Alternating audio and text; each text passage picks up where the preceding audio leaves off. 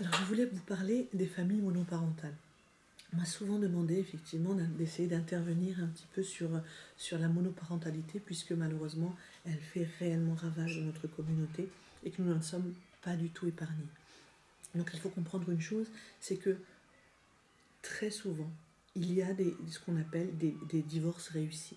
Et je pense que le but, suite à un divorce, c'est deux choses. D'abord, de prendre soin de soi, de pouvoir réparer un petit peu ce qui a été complètement annihilé et anéanti lors de ce divorce. Quand bien même nous faisons le choix de divorcer, il reste au fond de nous effectivement un deuil à faire, une vraie douleur à l'intérieur de nous que nous devons absolument surpasser. Parce que lorsque vous allez surpasser et faire le deuil de ce divorce, c'est à ce moment-là que vous pouvez être disponible psychiquement pour votre enfant. Donc il est important de prendre soin de vous. Et au-delà de ça, la deuxième chose importante, c'est également de pouvoir, malgré le fait que votre conjugalité s'est arrêtée, votre parentalité est toujours présente. Et donc ce qui est important, c'est que de garder malgré tout. Je sais que c'est compliqué, j'entends des histoires de vie très difficiles au quotidien, je sais que ce n'est absolument pas évident, mais au moins essayez de garder un lien avec le papa. Et ça, je sais qu'il y a dans ma consultation des parents qui sont divorcés mais qui viennent pour leur enfant. Donc alhamdoulilah, c'est une bonne chose. Bien entendu, on ne peut pas toujours. On ne peut absolument pas toujours être dans ce cas de figure-là. Mais à partir du moment où vous gardez un semblant de relation avec votre ex-conjoint, que ce soit une femme ou un homme, c'est vrai qu'à partir de ce moment-là, l'enfant ne sera pas dans ce qu'on appelle un conflit de loyauté. En tous les cas, vous allez lui éviter de l'être. Conflit de loyauté qui veut dire que oui, mais papa va pas bien et donc je ne peux pas être bien, maman ne va pas bien. Eux, ensemble, ils ne se parlent plus. Ça se passe que par des textos, que par des SMS, que par des mails. Et ça, c'est très, très, très compliqué. Et là, l'enfant va réellement développer ce qu'on peut appeler un trouble du comportement parce qu'il n'accepte pas tout simplement et qu'il ne comprend pas.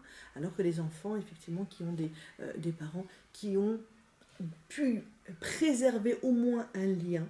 Mais c'est vrai, ce qu'il faut dire également, c'est qu'il y a malheureusement des couples qui peuvent être très toxiques. Et donc un des deux parents qui peut être très très toxique pour l'autre parent. Et là, c'est-à-dire c'est le type d'enfant qui vit ce qu'on appelle un syndrome d'aliénation parentale, c'est-à-dire que on va vraiment l'utiliser au quotidien. Il va être un mode de pression sur l'autre conjoint. Il va dire qu'il vient, en fin de compte, il ne vient pas. Il ne respecte absolument pas ses horaires, etc.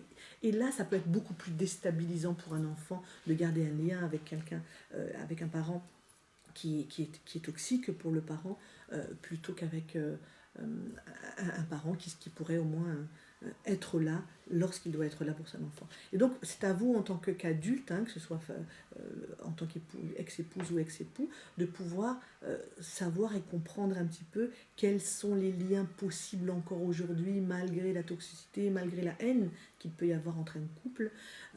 Mais ce qu'il faut savoir aussi, c'est que, encore une fois, il y a des divorces réussis, mais encore une fois, une maman seule, parce qu'à 90% des cas, ce sont les mamans qui récupèrent, ou un papa seul avec ses enfants, peut très bien contrecarrer dans la monoparentalité et peut éduquer son enfant de la meilleure des façons. Ne dites pas c'est terminé, c'est vrai qu'il y a un proverbe qui dit on n'applaudit pas avec une seule main, mais ça n'empêche que à partir du moment où j'ai cet espace psychique, cette sérénité à l'intérieur de moi, où j'ai fait le deuil de ce passé, où j'ai réussi à me reconstruire en me remariant ou pas d'ailleurs, là effectivement je suis à même de pouvoir donner les limites à mon enfant, l'amour dont j'ai besoin à l'intérieur dont il a besoin à l'intérieur de cette limite-là. Et parce que je me serais reconstruite, quand bien même l'autre parent est totalement absent, nous pouvons être. Et n'oubliez pas qu'Allah Azzawajal, s'il vous a donné cette épreuve du divorce, que vous soyez homme ou femme,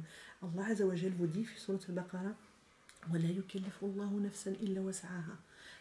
Cela veut dire jamais, au grand jamais, Allah Azzawajal, du haut de sa clémence, ne met sur les épaules de quelqu'un, de son serviteur, plus que ce qu'il ne peut supporter. Ça veut dire que si vous passez à travers cette épreuve-là, c'est que vous avez à l'intérieur de vous les ressources nécessaires pour y faire face, Inch'Allah, et pour devenir un bon parent, que Dieu vous aide dans cette épreuve, Inch'Allah. Fi amanillah. Assalamu alaikum wa rahmatullahi wa barakatuh.